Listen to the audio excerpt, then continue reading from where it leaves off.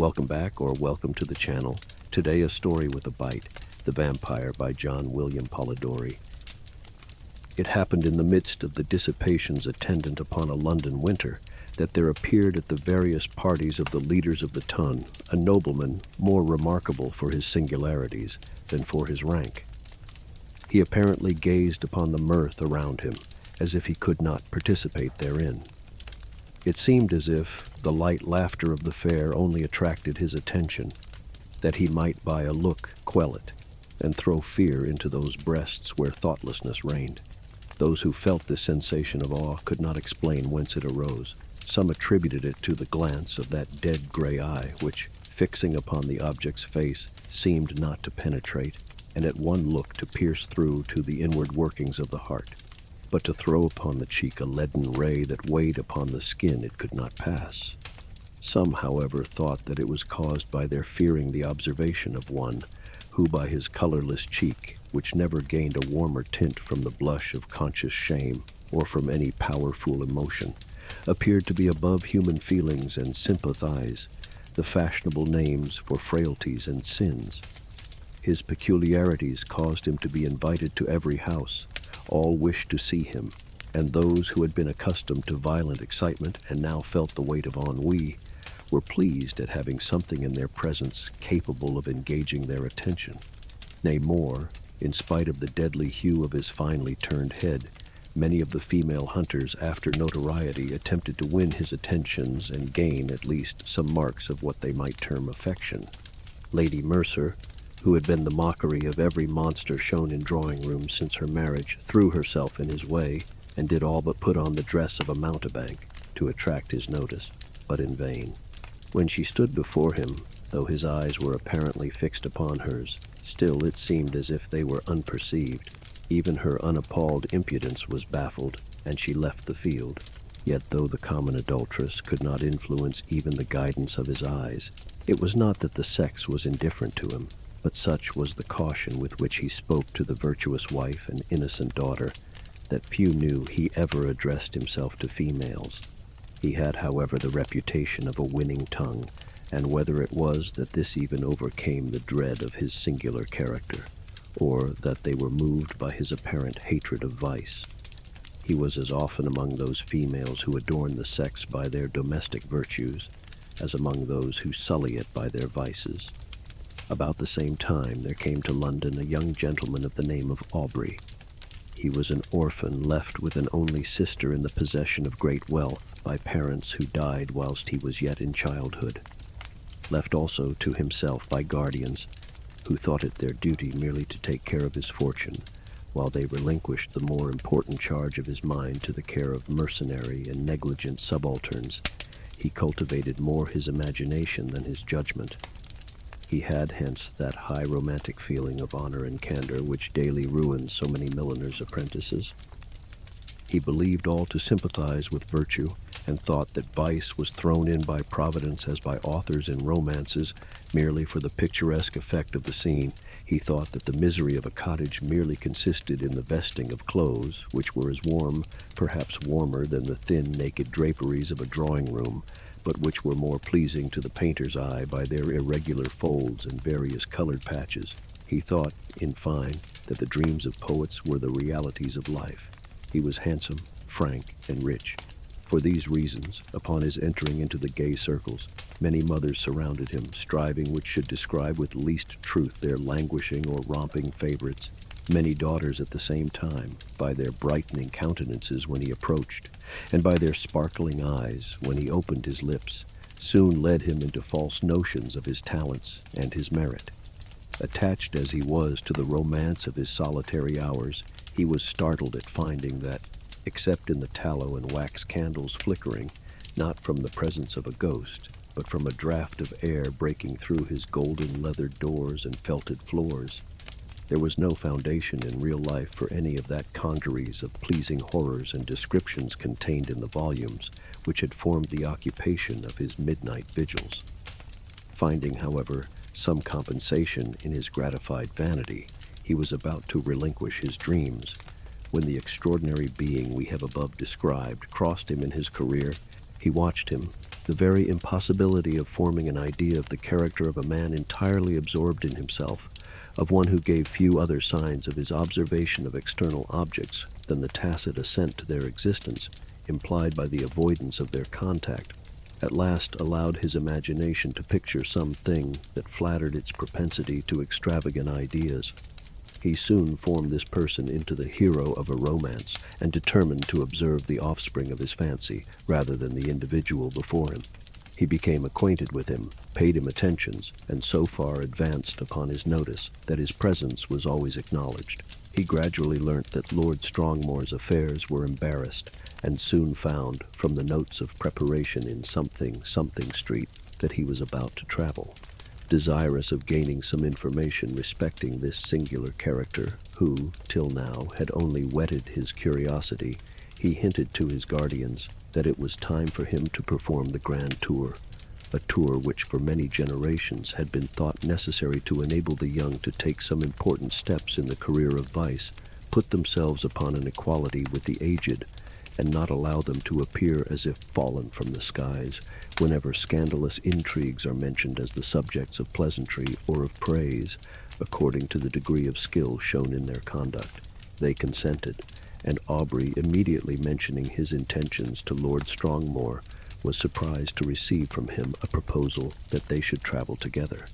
Flattered by such a mark of esteem from him, who apparently had nothing in common with other men, he gladly accepted the invitation, and in a few days they had passed the circling waters. Hitherto, Aubrey had had no opportunity of studying Lord Strongmore's character, and now he found that, though many more of his actions were exposed to his view, the results offered different conclusions from the apparent motives to his conduct. His companion was profuse in his liberality. The idle, the vagabond, and the beggar received from his hand more than enough to relieve their immediate wants. But Aubrey could not avoid remarking that it was not upon the virtuous, reduced to indigence by the misfortunes attendant even upon virtue, that he bestowed his alms. These were sent from the door with hardly suppressed sneers, but when the profligate came to ask something, not to relieve his wants, but to allow him to wallow in his lust, or to sink him still deeper in his iniquity, he was sent away with rich charity. This was, however, attributed by him to the greater importunity of the vicious, which generally prevails over the retiring bashfulness of the virtuous indigent. There was one circumstance about the charity of his lordship, which was, however, still more deeply impressed upon his mind. All those upon whom it was bestowed inevitably found that there was a curse upon it, for they were all either led to the scaffold or sunk to the lowest and the most abject misery. At Brussels and other towns through which they passed, Aubrey was surprised at the apparent eagerness with which his companions sought for the centers of all fashionable vice. There he entered into all the spirit of the faro table. He betted, and always gambled with success, except when the known sharper was his antagonist, and then he lost even more than he gained, but it was always with the same unchanging face with which he generally watched the society around. It was not, however, so when he encountered the rash, youthful novice or the luckless father of a numerous family. Then his very wish seemed fortune's law. His apparent abstractedness of mind was laid aside, and his eyes sparkled with vivid fire. In every town he left the formerly affluent youth, torn from the circle he adorned, cursing, in the solitude of a dungeon, the fate that had drawn him within the reach of this fiend, whilst many a father sat frantic, amidst the speaking looks of mute, hungry children, without a single florin of his late immense wealth, wherewith to buy even sufficient to satisfy their present craving. Yet he took no money from the gambling table, but immediately lost, to the ruiner of many, the last guilder he had just snatched from the convulsive grasp of the innocent. This might but be the result of a certain degree of knowledge, which was not, however, capable of combating the cunning of the more experienced. Aubrey often wished to represent this to his friend, and beg him to resign that charity and pleasure which proved the ruin of all, and did not tend to his own profit. But he delayed it, for each day he hoped his friend would give him some opportunity of speaking frankly and openly to him. This, however, never occurred. Lord Strongmore in his carriage, and amidst the various wild and rich scenes of nature was always the same. His eye spoke less than his lip, and though Aubrey was near the object of his curiosity, he obtained no greater gratification from it than the constant excitement of vainly wishing to break that mystery, which, to his exalted imagination, began to assume the appearance of something supernatural. They soon arrived at Rome, and Aubrey for a time lost sight of his companion. He left him in daily attendance upon the morning circle of an Italian countess, whilst he went in search of the memorials of another almost deserted city, Dot. Whilst he was thus engaged, letters arrived from England, which he opened with eager impatience. The first was from his sister, breathing nothing but affection. The others were from his guardians. These astonished him.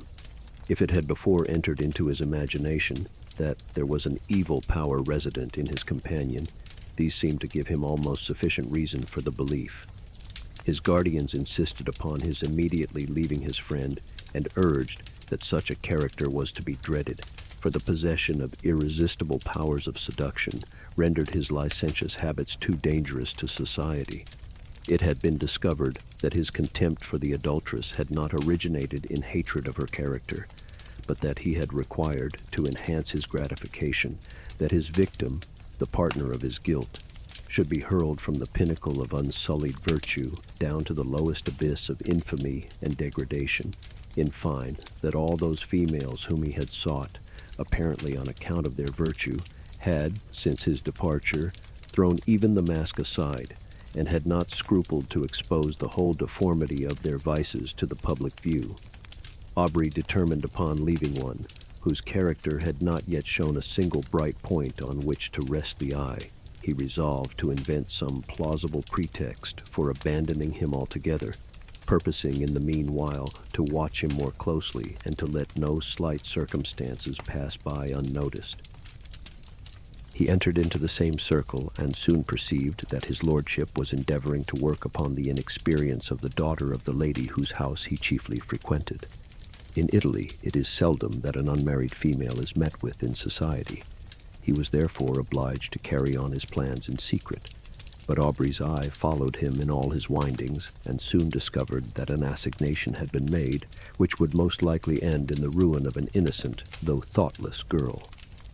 Losing no time, he entered the apartment of Lord Strongmore, and abruptly asked him his intentions with respect to the lady, informing him at the same time that he was aware of his being about to meet her that very night. Lord Strongmore answered that his intentions were such as he supposed all would have upon such an occasion, and upon being pressed whether he intended to marry her, merely laughed. Aubrey retired, and immediately writing a note to say that from that moment he must decline accompanying his lordship in the remainder of their purposed tour, he ordered his servant to seek other apartments, and calling upon the mother of the lady, informed her of all he knew, not only with regard to her daughter, but also with regard to the character of his lordship. The meeting was prevented. Lord Strongmore next day merely sent his servant to notify his complete assent to a separation, but did not hint any suspicion of his plans having been foiled by Aubrey's interposition. Having left Rome, Aubrey directed his steps towards Greece, and crossing the peninsula, soon found himself at Athens. He there fixed his residence in the house of a Greek, and was soon occupied in tracing the faded records of ancient glory upon monuments that apparently, ashamed of chronicling the deeds of freemen only before slaves, had hidden themselves beneath the sheltering soil or many-colored lichen. Under the same roof as himself existed a being so beautiful and delicate that she might have formed the model for a painter, wishing to portray on canvas the promised hope of the faithful in Muhammad's paradise, save that her eyes spoke too much mind for anyone to think she could belong to those beings who had no souls. As she danced upon the plain or tripped along the mountain side, one would have thought the gazelle a poor type of her beauties. For who would have exchanged her eye, apparently the eye of animated nature, for that sleepy, luxurious look of the animal suited but to the taste of an epicure? The light step of Ianthe often accompanied Aubrey in his search after antiquities, and often would the unconscious girl, engaged in the pursuit of a cashmere butterfly, show the whole beauty of her form, floating as it were upon the wind, to the eager gaze of him who forgot, in the contemplation of her sylph-like figure, the letters he had just deciphered upon an almost effaced tablet. Often would her tresses falling, as she flitted around, exhibit in the sun's rays such delicately brilliant and swiftly fading hues as might well excuse the forgetfulness of the antiquary, who let escape from his mind the very object he had before thought of vital importance to the proper interpretation of a passage in Pausanias. But why attempt to describe charms which all feel but none can appreciate? It was innocence, youth, and beauty, unaffected by crowded drawing rooms and stifling balls. Whilst he drew those remains of which he wished to preserve a memorial for his future hours, she would stand by and watch the magic effects of his pencil in tracing the scenes of her native place. She would then describe to him the circling dance upon the open plain, would paint to him in all the glowing colors of youthful memory the marriage pomp she remembered viewing in her infancy, and then, turning to subjects that had evidently made a greater impression upon her mind, would tell him all the supernatural tales of her nurse.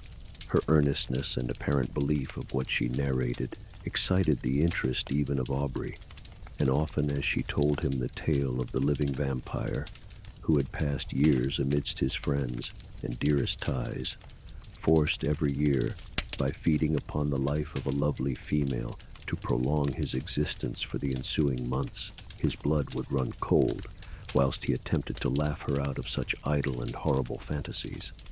But Ianthe cited to him the names of old men, who had at last detected one living among themselves, after several of their near relatives and children had been found marked with the stamp of the fiend's appetite. When she found him incredulous, she begged of him to believe her, for it had been remarked that those who had dared to question their existence always had some proof given which obliged them, with grief and heartbreaking, to confess its truth. She detailed to him the traditional appearance of these monsters, and his horror was increased upon hearing a pretty accurate description of Lord Strongmore. He, however, still persisted in persuading her that there could be no truth in her fears, though at the same time he wondered at the many coincidences which had all tended to excite a belief in the supernatural power of Lord Strongmore. Aubrey began to attach himself more and more to Ianthe. Her innocence so contrasted with all the affected virtues of the women amongst whom he had sought for his vision of romance, won his heart.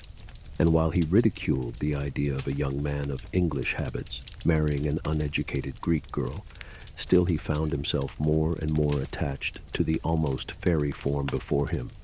He would tear himself at times from her, and forming a plan for some antiquarian research, he would depart, determined not to return until his object was attained. But he always found it impossible to fix his attention upon the ruins around him, whilst in his mind he retained an image that seemed alone the rightful possessor of his thoughts. Ianthe was unconscious of his love, and was ever the same frank, infantile being he had first known.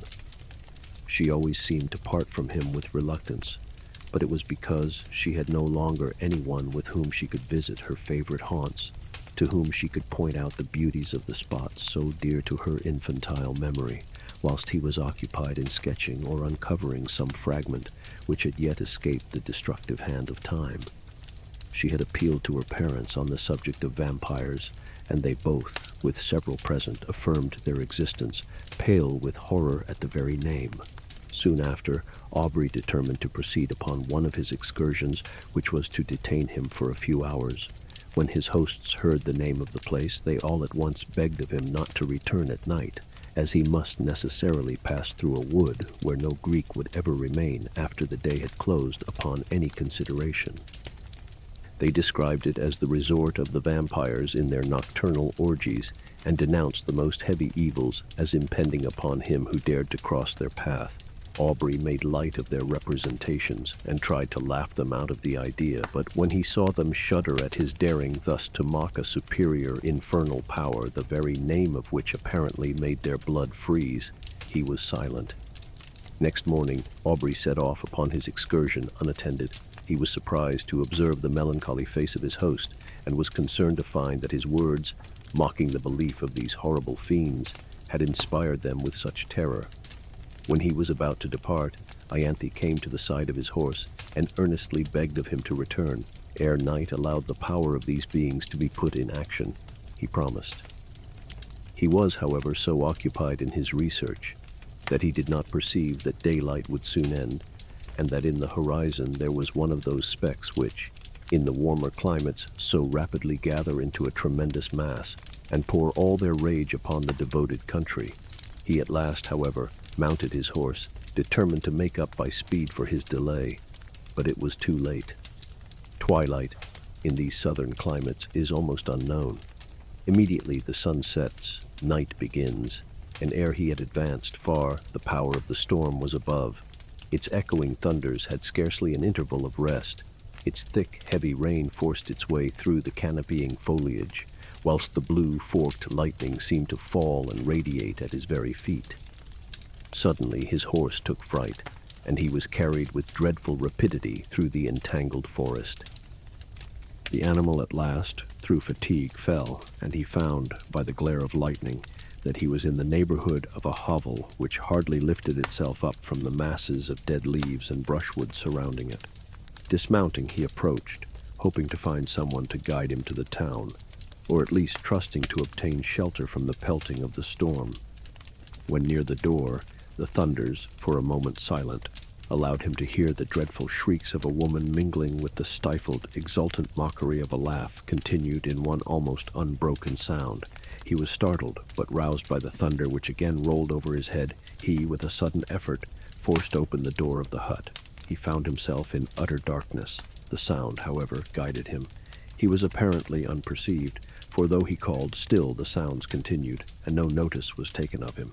He found himself in contact with someone whom he immediately seized, when a voice cried, "Again baffled!" to which a loud laugh succeeded, and he felt himself grappled by one whose strength seemed superhuman. Determined to sell his life as dearly as he could, he struggled, but it was in vain. He was lifted from his feet and hurled with enormous force against the ground. His enemy threw himself upon him, and kneeling upon his breast, had placed his hands upon his throat, when the glare of many torches penetrating through the hole that gave light in the day disturbed him. He instantly rose, leaving his prey. He rushed through the door, and in a moment the crashing of the branches, as he broke through the wood, was no longer heard. The storm was now still, and Aubrey, incapable of moving, was soon heard by those without dot. They entered. The light of their torches fell upon nothing but the mud walls, and the thatch loaded on every individual straw with heavy flakes of soot, though at this moment it was apparently untenanted. There was one spot slippery with blood, but it was hardly visible on the black floor. No other trace was seen of human presence, having disturbed its solitude for many years. At the desire of Aubrey, they searched for her, who had attracted him by her cries. He was again left in darkness, but what was his horror, when the light of the torches once more burst upon him, to perceive the airy form of his fair conductress brought in a lifeless corpse. He shut his eyes, hoping that it was but a vision arising from his disturbed imagination, but he again saw the same form, when he unclosed them, stretched by his side. There was no color upon her cheek, not even upon her lip, yet there was a stillness about her face that seemed almost as attaching as the life that once dwelt there. Upon her neck and breast was blood, and upon her throat were the marks of teeth having opened the vein of the neck. To this the men pointed, crying, simultaneously struck with horror, "A vampire! A vampire!" A litter was quickly formed, and Aubrey was laid by the side of her who had lately been to him the object of so many bright and fairy visions, now fallen with the flower of life that had died within her. He knew not what his thoughts were. His mind was benumbed and seemed to shun reflection and take refuge in vacancy. He held almost unconsciously in his hand a naked dagger of a particular construction which had been found in the hut. They were soon met by different parties who had been engaged in the search of her whom a mother had missed. Their lamentable cries, as they approached the city, forewarned the parents of some dreadful catastrophe. To describe their grief would be impossible, but when they ascertained the cause of their child's death, they looked at Aubrey and pointed to the corpse. They were inconsolable. Both died broken-hearted. Aubrey, being put to bed, was seized with a most violent fever and was often delirious. In these intervals he would call upon Lord Strongmore and upon Ianthe. By some unaccountable combination he seemed to beg of his former companion to spare the being he loved. At other times he would imprecate maledictions upon his head and curse him as her destroyer. Lord Strongmore chanced at this time to arrive at Athens, and, from whatever motive, upon hearing of the state of Aubrey, immediately placed himself in the same house, and became his constant attendant. When the latter recovered from his delirium, he was horrified and startled at the sight of him whose image he had now combined with that of a vampire.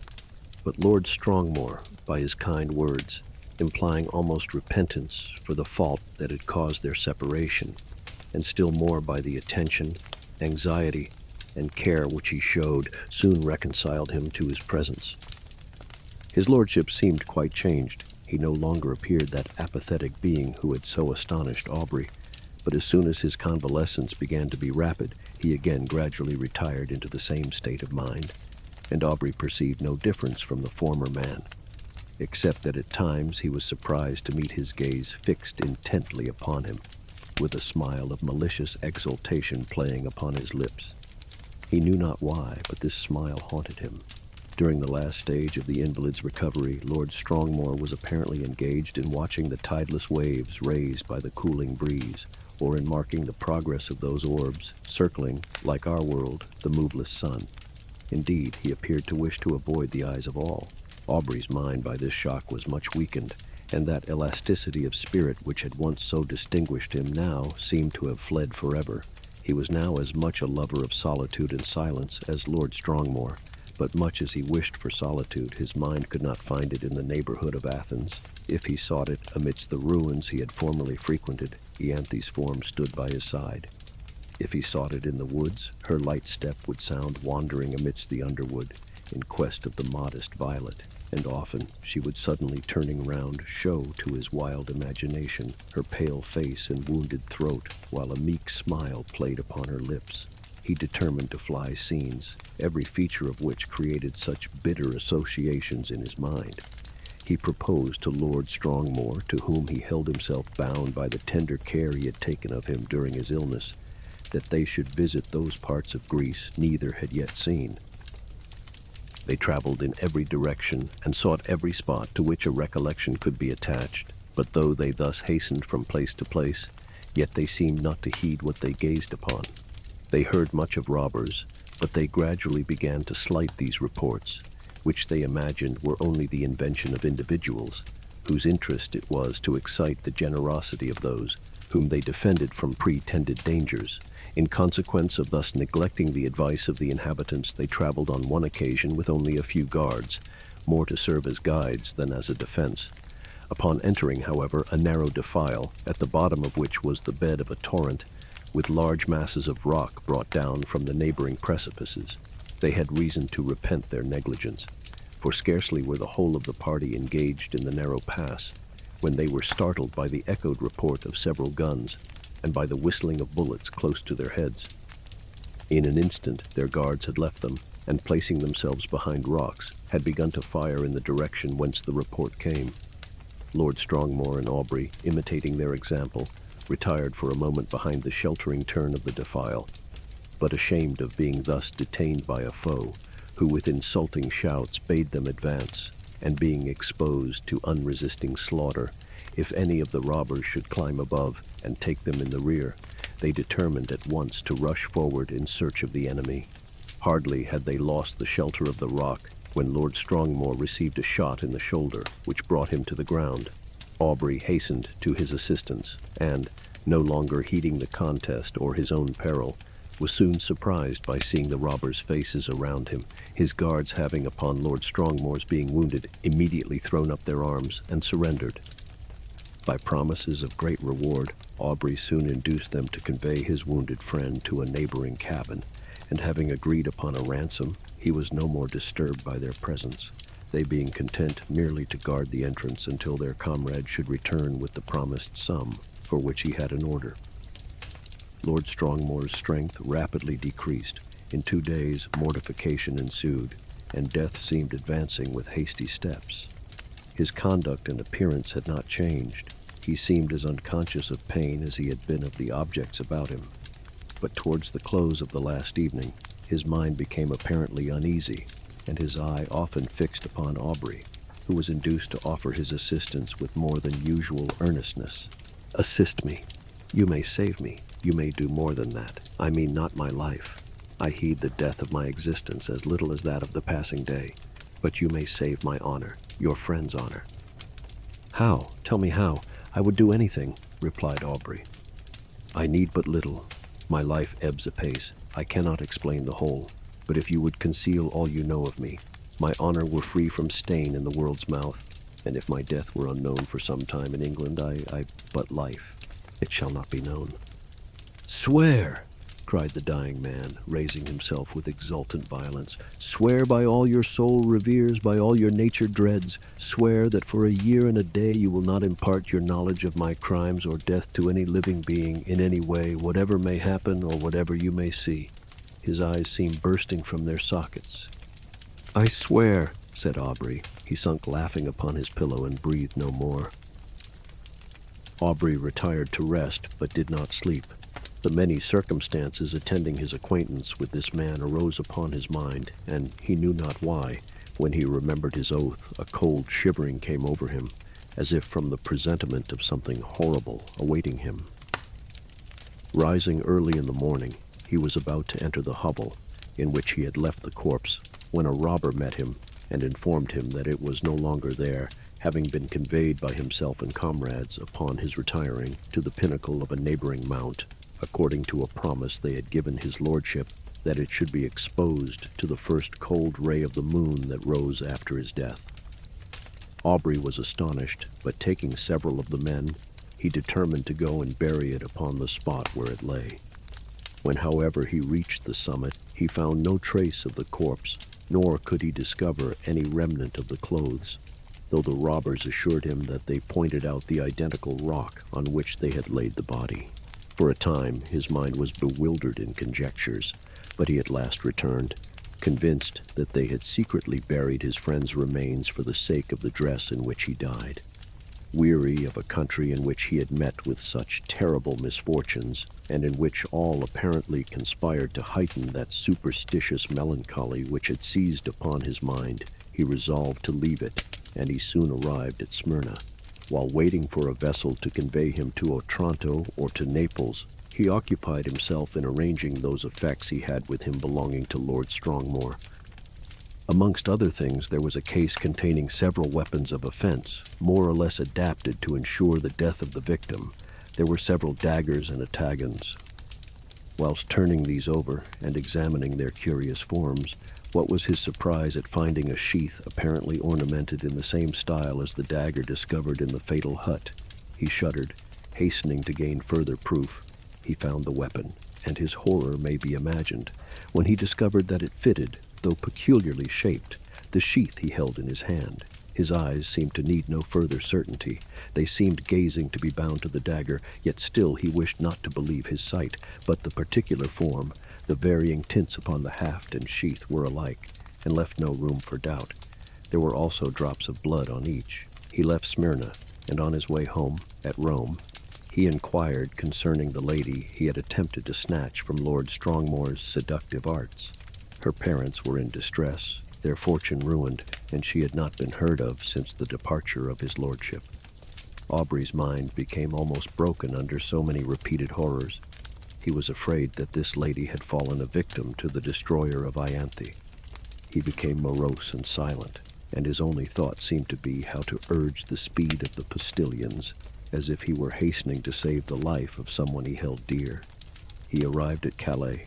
A breeze, which seemed obedient to his will, soon wafted him to the English shores.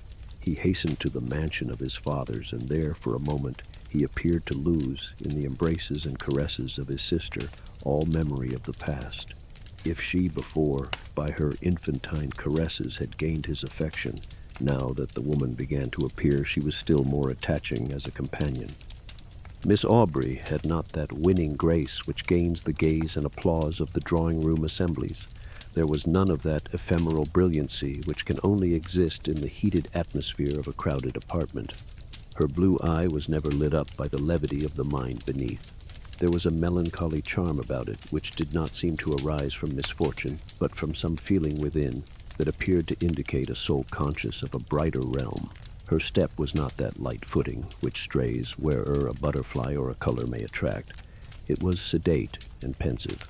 When alone, her face was never brightened by the smile of joy. But when her brother breathed to her his affection, and would in her presence forget those griefs she knew destroyed his rest, who would have exchanged her smile for that of the voluptuary? It seemed as if those eyes, that face, were then playing in the light of their own native sphere. She was yet only 18, and had not yet been presented to the world, her guardians having thought proper to delay her presentation at court until her brother's return from the continent, when he might be her protector. It was now, therefore, resolved that the next drawing-room, which was fast approaching, should be the epoch of her entry into the busy scene. Aubrey would rather have remained in the mansion of his fathers, to feed upon the melancholy which overpowered him. He could not feel interest about the frivolities of fashionable strangers, when his mind had been so torn by the events he had witnessed. But he determined to sacrifice his own comfort to the protection of his sister. They therefore soon arrived in town and prepared for the day, which had been announced as the one on which a drawing-room was to be held. The crowd was excessive. A drawing-room had not been held for a long time, and all who were anxious to bask in the smile of royalty hastened thither. Aubrey was there with his sister. While he was standing in a corner by himself, heedless of all around him, engaged in the recollection that the first time he had seen Lord Strongmore was in this very place, he felt himself suddenly seized by the arm, and a voice he recognized too well sounded in his ear, "Remember your oath." He had hardly courage to turn, fearful of seeing a specter that would blast him, when he perceived at a little distance the same figure which had attracted his notice on this spot upon his first entry into society. He gazed till his limbs almost refusing to bear their weight, he was obliged to take the arm of a friend, and forcing a passage through the crowd, to throw himself into his carriage and be driven home. He paced the room with hurried steps, and fixed his hands upon his head, as if he were afraid his thoughts were bursting from his brain. Lord Strongmore again before him, circumstances started up in dreadful array, the dagger, his oath. He roused himself. He could not believe it possible. The dead rise again. He thought his imagination had conjured up the image his mind was resting upon. It was impossible that it could be real. He determined, therefore, to go again into society.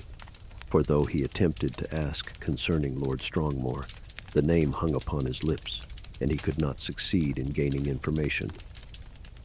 He went a few nights after with his sister to the assembly of a near relation. Leaving her under the protection of a matron, he retired into a recess, and there gave himself up to his own devouring thoughts. Perceiving at last that many were retiring, he roused himself, and entering another room, found his sister surrounded by several gentlemen, apparently in earnest conversation. He attempted to pass and get near her, when one, whom he requested to move, turned round and revealed to him those features he most abhorred. He sprang forward, seized his sister's arm, and with a hurried step, forced her towards the street. At the door he found himself impeded by the crowd of servants, who were waiting for their lords, and while he was engaged in passing them, he again heard that voice whisper close to him, "Remember your oath."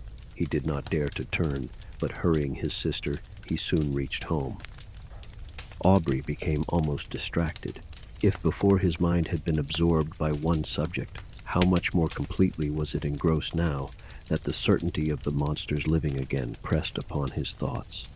His sister's attentions were now unheeded, and it was in vain that she entreated him to explain to her what had caused his abrupt conduct. He only uttered a few words, and those terrified her. The more he thought, the more he was bewildered. His oath startled him. Was he then to allow this monster to roam, bearing ruin upon his breath, amidst all he held dear, and not avert its progress? His very sister might have been touched by him, but even if he were to break his oath and disclose his suspicions, who would believe him? He thought of employing his own hand to free the world from such a wretch, but death, he remembered, had been already mocked. For days he remained in this state. Shut up in his room, he saw no one. and eat only when his sister came, who, her eyes streaming with tears, besought him, for her sake, to support nature. At last, no longer capable of bearing stillness and solitude, he left his house, roamed from street to street, anxious to fly that image which haunted him.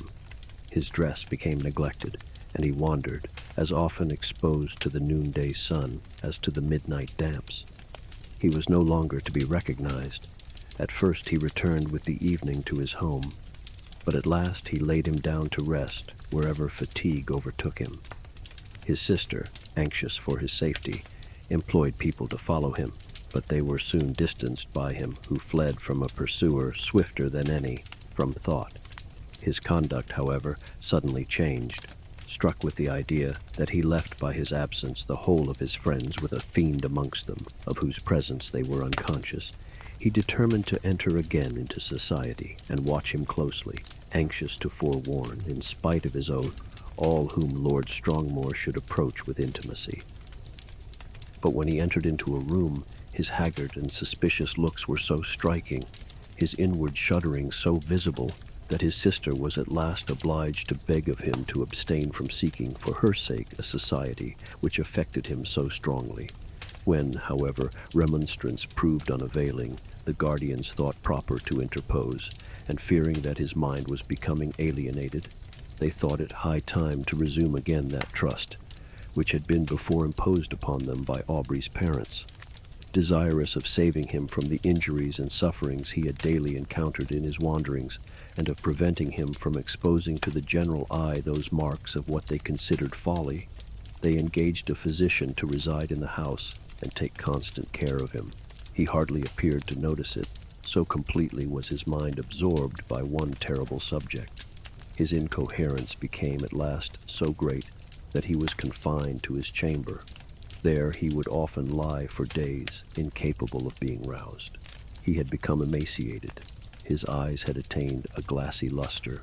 The only sign of affection and recollection remaining displayed itself upon the entry of his sister. Then he would sometimes start, and seizing her hands, with looks that severely afflicted her, he would desire her not to touch him. "Oh, do not touch him. If your love for me is aught, do not go near him." When, however, she inquired to whom he referred, his only answer was, "True, true," and again he sank into a state whence not even she could rouse him. This lasted many months. Gradually, however, as the year was passing, his incoherences became less frequent, and his mind threw off a portion of its gloom, whilst his guardians observed that several times in the day he would count upon his fingers a definite number and then smile. The time had nearly elapsed when, upon the last day of the year, one of his guardians, entering his room, began to converse with his physician upon the melancholy circumstance of Aubrey's being in so awful a situation, when his sister was going next day to be married. Instantly Aubrey's attention was attracted. He asked anxiously to whom. Glad of this mark of returning intellect, of which they feared he had been deprived, they mentioned the name of the Earl of Marsden. Thinking this was a young earl whom he had met with in society, Aubrey seemed pleased and astonished them still more by expressing his intention to be present at the nuptials, and by desiring to see his sister. They answered not, but in a few minutes his sister was with him. He was apparently again capable of being affected by the influence of her lovely smile, for he pressed her to his breast and kissed her cheek, wet with tears, flowing at the thought of her brothers being once more alive to the feelings of affection. He began to speak with all his wonted warmth, and to congratulate her upon her marriage with a person so distinguished for rank and every accomplishment. But he suddenly perceived a locket upon her breast. Having opened it, what was his surprise at beholding the features of the monster who had so long influenced his life. He seized the portrait in a paroxysm of rage and trampled it underfoot. Upon her asking him why he thus destroyed the resemblance of her future husband, he looked as if he did not understand her. Then, seizing her hands and gazing on her with a frantic expression of countenance, he bade her swear that she would never wed this monster, but he could not continue. It seemed as if that voice again bade him remember his oath. He turned suddenly round, thinking Lord Strongmore was near him, but he saw no one. In the meantime, the guardians and physician, who had heard the whole, and thought this was but a return of his disorder, entered, and forcing him from Miss Aubrey, desired her to leave him. He fell upon his knees to them, he implored, he begged of them to delay but for one day. They, attributing this to the insanity they imagined had taken possession of his mind, endeavored to pacify him, and retired. Lord Strongmore had called the morning after the drawing-room, and had been refused with everyone else. When he heard of Aubrey's ill health, he readily understood himself to be the cause of it. But when he learned that he was deemed insane, his exultation and pleasure could hardly be concealed from those among whom he had gained this information. He hastened to the house of his former companion, and by constant attendance, and the pretense of great affection for her brother and interest in his fate, he gradually won the ear of Miss Aubrey. Who could resist his power? His tongue had dangers and toils to recount, could speak of himself as of an individual having no sympathy with any being on the crowded earth, save with her, to whom he addressed himself, could tell how, since he knew her, his existence had begun to seem worthy of preservation, if it were merely that he might listen to her soothing accents. In fine, he knew so well how to use the serpent's art, or such was the will of fate, that he gained her affections. The title of the elder branch falling at length to him, he obtained an important embassy, which served as an excuse, in spite of her brother's deranged state, for hastening the marriage, which was to take place the very day before his departure for the continent. Aubrey, when he was left by the physician and his guardians, attempted to bribe the servants, but in vain. He asked for pen and paper. It was given him. He wrote a letter to his sister, conjuring her, as she valued her own happiness, her own honor, and the honor of those now in the grave who once held her in their arms as their hope and the hope of their house, to delay but for a few hours that marriage, on which he denounced the most heavy curses. The servants promised they would deliver it, but giving it to the physician, he thought it better not to harass any more the mind of Miss Aubrey by what he considered the ravings of a maniac. Night passed on without rest to the busy inmates of the house, and Aubrey heard with a horror that may more easily be conceived than described the notes of busy preparation. Morning came, and the sound of carriages broke upon his ear. Aubrey grew almost frantic. The curiosity of the servants at last overcame their vigilance. They gradually stole away, leaving him in the custody of an helpless old woman. He seized the opportunity, with one bound was out of the room, and in a moment found himself in the apartment where all were nearly assembled. Lord Strongmore was the first to perceive him. He immediately approached, and taking his arm by force, hurried him from the room, speechless with rage. When on the staircase, Lord Strongmore whispered in his ear, "Remember your oath, and know if not my bride today, your sister is dishonored." So saying, he pushed him towards his attendants, who, roused by the old woman, had come in search of him. Aubrey could no longer support himself. His rage, not finding vent, had broken a blood vessel, and he was conveyed to bed. This was not mentioned to his sister, who was not present when he entered, as the physician was afraid of agitating her. The marriage was solemnized, and the bride and bridegroom left London. Aubrey's weakness increased. The effusion of blood produced symptoms of the near approach of death. He desired his sister's guardians might be called, and when the midnight hour had struck, he related composedly the substance of what the reader has perused, and died immediately after. The guardians hastened to protect Miss Aubrey, but when they arrived it was too late. Lord Strongmore had disappeared, and Aubrey's sister had glutted the thirst of a vampire. And with that, we reach the end of this story. I hope to see you next time. Bye-bye.